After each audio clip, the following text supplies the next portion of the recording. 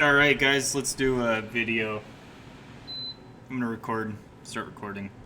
So, that means I'm closing Discord, and I'm taking chat off of the screen, because you guys are kind of impossible. Twitch is trolls.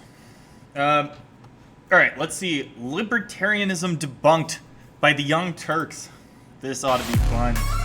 KDA. Love my friends, the Young Show 'em Turks. how we do it every They're so day.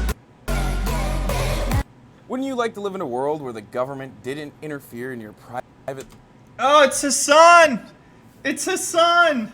Hey! Look at that. Look at that man still with a job. Just kidding. I want to do the same thing he did. So, just not the Young Turks. life where you paid minimal taxes and were free to do whatever you wanted to do as long as it didn't infringe on others' freedoms? Well then, you might be a libertarian. Or you might not be a libertarian, but we're going to talk about it. So libertarianism is a sexy concept right now. You might have heard about it because of third-party candidate Gary Johnson, who called Donald Trump A sexy concept with Gary Johnson. They set up Gary Johnson with the most pristine election to get 5% and get into the debates humanly imaginable. It was Hillary Clinton, a child murdering death machine cultish freak that no one was willing to vote for, versus Donald Trump, who literally couldn't formulate sentences. And Gary Johnson couldn't be popular enough to poll at 5% to get into the debate. What was Gary Johnson libertarian on? Wasn't he a Republican who wanted to legalize pot? And he didn't know where Aleppo was. Yeah. Libertarianism is hit because of the Johnson. pussy 3,000-mile mountain bike.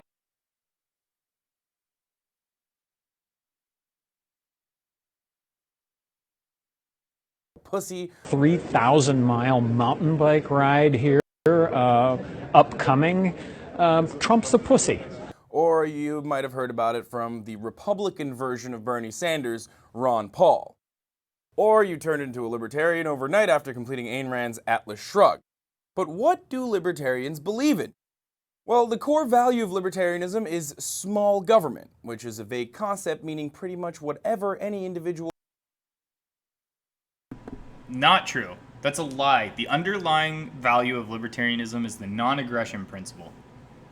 It's that you do not have a right to exercise force on another person. That's it. That's the non-aggression principle. You can't aggress against another person. That's all acts of aggression, all acts of violence, all acts of force. So this is another libertarian with Sam Cedar. So, yeah. So, Hasan, you're already doing a great job, buddy. libertarian wants it to mean. So anything from keeping the government out of your bedroom to the privatization of almost every function of government, from education to the police force, can fall under the libertarian agenda. So it really shouldn't be a surprise that fiscally conservative Republicans are more likely to vote libertarian than Democrats. However, on social issues, some of the libertarian policy positions are actually more progressive than an Occupy Wall Street drum circle. The libertarian stance on social issues include making prostitution legal and legalizing all drugs, even the good ones. Libertarians also believe that no military action should be taken against foreign nations unless the US is attacked first. All of which sounds great to me. But what doesn't sound as great are libertarian ideals on the economic front. Libertarianism comes down to the belief that the principles that drive a free market economy can be applied to how humans govern themselves. It's this idea that an invisible hand that guides the free market will also drive human interaction with social order. This foundation is one that I disagree with, because when unchecked, man motivated by self-gain will not ultimately do the right thing. This is why there are criminals, those who commit crimes, even when there is a system that actively tries to prevent it. And then the whole purpose of civilization should be to ensure that everyone is fed, clothed, housed, and not to create conditions so that the few can secure a substantial... Okay. Oh, boy. Like, everything he said could kind of be true in like a very meme stupid way, but it's also not. So the basic idea is that government, and so what defines government as opposed to any other institution? So like I'm a member of the electricians union. The electricians union can levy fines. It has laws. It governs behavior of actors, yet it's not considered a part of the government. So why is it not considered a part of the government? What defines government versus any other institution? That's the first question we need to ask. And the answer to that is a monopoly on the use of force. So we don't want to be Ghana. We don't want to have a million warlords running around vying for power. And so what we do is we all collectively allow one warlord to be the warlord, and we put restraints on that warlord.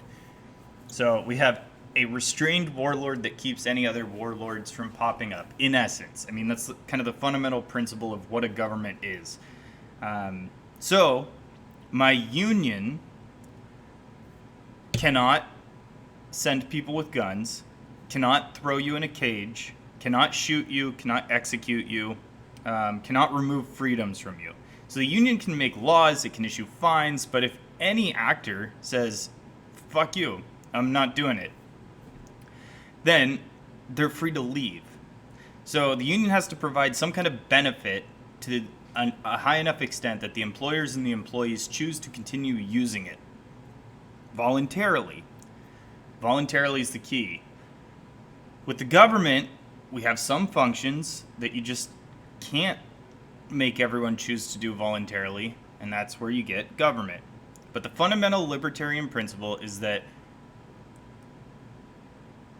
because government has an ability to use force on people, and it gets automatic monopoly power over any industry that it involves itself in, that government power has always been, for all of human history, and will always be used in the service of the wealthiest or most powerful people of that society.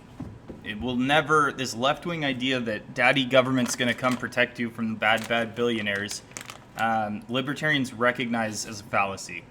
So you set up a government, and people are always going to be vying for influence in that government. And the people who are going to be able to have the most influence are the people that are the most powerful and the wealthiest. So, two things were said there. Government is always going to be a corrupted institution, and it's always going to act for the sake of the already powerful and already wealthy. But we need a government because we don't want to be Ghana, and we don't want to have a million warlords running around killing each other. So, the solution, the libertarian idea of what the solution should be, is to deconsolidate and limit government power as much as possible. So, the libertarian principle would be to do as much as humanly possible at the most local level humanly possible, and to take care of as many institutions as possible on a voluntary basis that we can. Now, the left, like he just said, oh, we want to feed people and give them lunches and blah, blah. Well, look at how that's worked. You know, look at income inequality as government spending has risen. Look at really any metric you can. For obviously, we're doing better because of technology. We're doing better because of human progress. We're doing better because of ingenuity and the semblances of capitalism that we have left in this country. But if you look at almost any metric in terms of relative wealth or relative economic well-being for the poorest people versus the richest, they've all tracked almost perfectly on government spending. So as government spending has gone up, the poor have become poorer relative to the rich, and the rich have become richer relative to the poor. Another thing that happens is the higher percentage of our economy the government is responsible for, the lower class mobility goes. So the more solidified the rich are in their position as the rich, and the more solidified the plebs are in their position as the plebs. So the libertarian argument is that you might feel good, you might feel like you're helping the poor with these government programs, but by nature of the way our monetary system works, the more money we print, the more money the government spends, the more assets will get inflated, the more the people that hold those assets will become wealthy, and the harder it'll be for people who don't own those assets to ever own assets. You know, that seems to bear out. Substantially greater portion of resources, while others are virtually left with nothing. So in a libertarian society, who protects the unprotected? Who defends the rights of the defenseless? Even libertarians acknowledge that a free market will drive a larger wealth disparity, which some believe will be offset by the trickling down of wealth and technology. No, libertarians do not believe that. That's not true. In fact, you can look at almost any metric to know that that's not true. But wealth inequality paired with deregulation creates an opportunity for haves to rule over the have-nots. This is one of the many reasons for regulation, to ensure. No, Hasan, government force, a strong government that can control the masses and that can influence economies, always holds the poor down. He's backwards. Like everyone else, they've convinced all of us that we keep getting poorer, life keeps getting more expensive, we keep making less relative to the cost of everything, and the only solution is to engage in the activity that made it that way in the first place. Government printing has made it impossible for you to ever rise up. The solution, obviously, is give the government more control over everything. That totally makes sense. This is something I would expect from Hasan. I named one of my cats Hasan because she is, like, legitimately mentally handicapped. She has no idea what's going on. Yeah, we couldn't expect less from our buddy Hasan here. That the rich few do not impose their will unjustly or destructively on the poor multitudes. Another libertarian belief is the idea that the government should not be allowed to impose its will on the citizenry. However, in a truly free market that promotes freedom of contract and deregulation, employers have a right to force rules that would never be permitted in our current democratic systems. Libertarianism is a rich man's ideal. It ostensibly gives ultimate freedoms and choice to everyone at the cost of helping the helpless. It completely ignores the reality of economic forces, which compel the poor to take jobs they don't want to and live where they don't want to just because they have to. You can't completely deny that. You can't.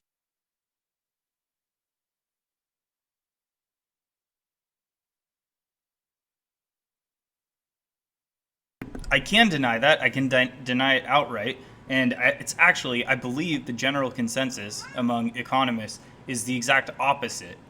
That an extremely laissez-faire free market economy, the problem with that is that it would be unstable, that nothing would prop the winners up. You'd have people shifting from rich to poor. You would have businesses becoming ultra wealthy and becoming ultra bankrupt very quickly. Things swing on a dime much more quickly in a more free market economy.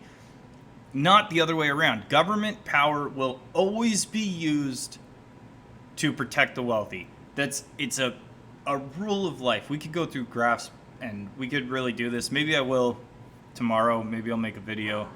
But this is undeniable.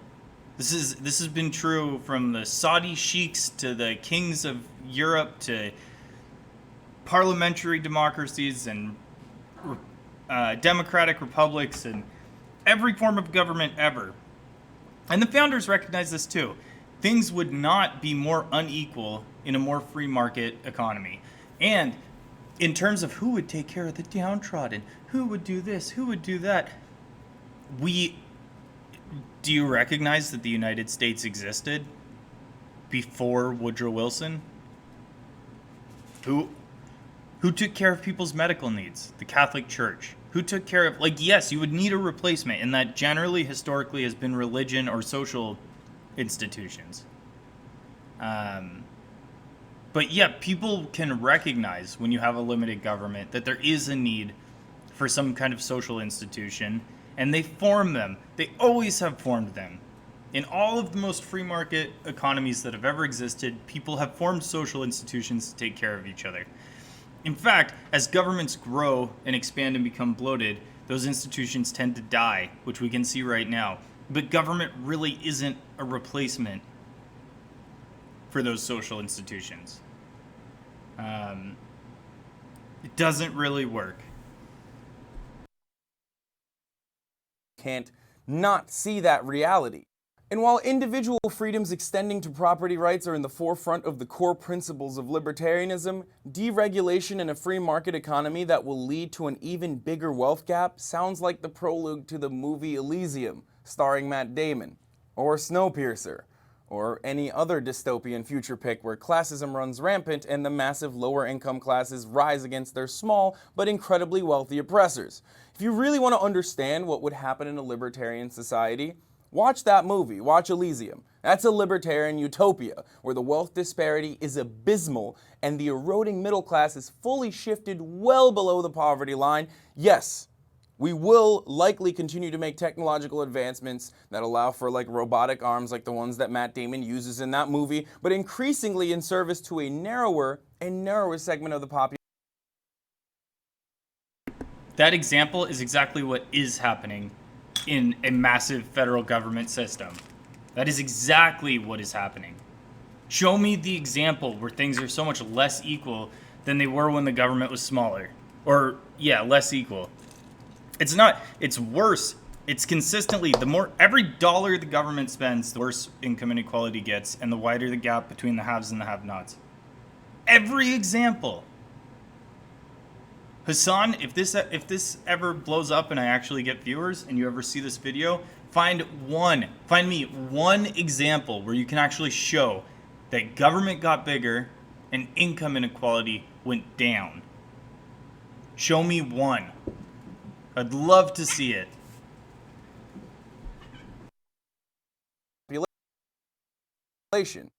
Now, you may see the poor or the underclass as weak. You may see them as the losers in this giant meritocratic experiment that is the libertarian ideal.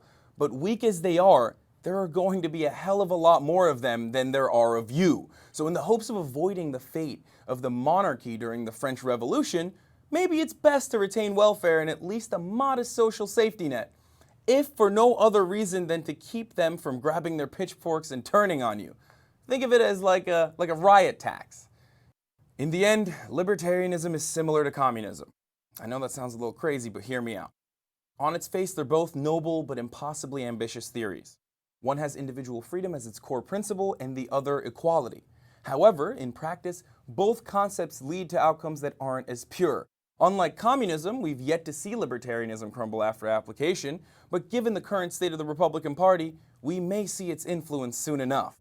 I'm just here to warn you ahead of time. I'm Hasan Piker, and this is The Breakdown. Hey, how's it going? That was the most ridiculous shit I've ever seen. Yeah, and the whole part at the end about how, meritocracy and libertarians don't care about the poor, and how he's kind of trying to appeal to a strawman libertarian perspective. That is 100% there so that liberals, I don't mean liberal in the true sense of the word. I don't mean supporters of capitalism and limited government. I don't mean John Locke or Adam Smith. That is purely there so that American left-wingers can masturbate themselves. Like, that is all that is just, I'm on the left, so I don't believe that. So I'm a good person. Maybe I should get on Twitter. Maybe I should get on Twitter and scream about how the government doesn't spend enough money and the government doesn't do enough, instead of actually going and doing something myself. That's why it's there. So if you're watching this and you're one of those left-wingers, you're a shitty person and you should probably get a job. All right. Good night.